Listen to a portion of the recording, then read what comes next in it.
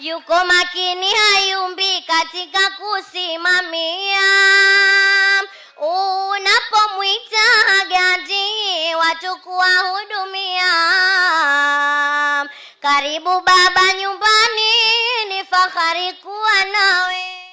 Serikali ya Mapinduzi ya Zanzibar wakati inaingia madarakani, bajeti ya sekta ya elimu ilikuwa bilioni 256, lakini mpaka nazungumza hapa, Mheshimiwa mgeni rasmi, bajeti ya Wizara ya Elimu ambayo tumesoma mwaka huu wa fedha ni trilioni 1.1.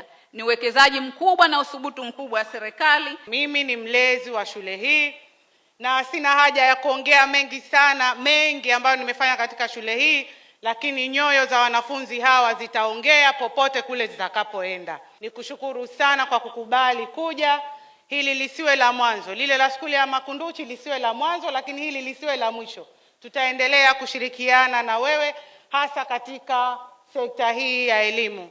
Mimi naamini nyota yangu iko kwako, na kila tunavyoenda mashirikiano haya naamini yataendelea zaidi na zaidi. Napenda kuhakikishia kuwa jitihada hizi za serikali katika kuimarisha miundombinu ya elimu ni endelevu na zinajumuisha upatikanaji wa vifaa mbalimbali vikiwemo vifaa vya kufundishia, samani na upatikanaji wa walimu wenye sifa. Hivyo serikali itaendelea kutenga rasilimali za kutosha ili kuhakikisha skuli zetu zote zinakuwa na miundombinu ya kisasa, walimu wenye sifa na vifaa stahiki vya kufundishia na kujifunzia. Lengo letu ni kuandaa vijana wenye maarifa, ubunifu na ujuzi utakaowezesha kujitegemea na kuchangia kikamilifu katika ujenzi wa taifa letu.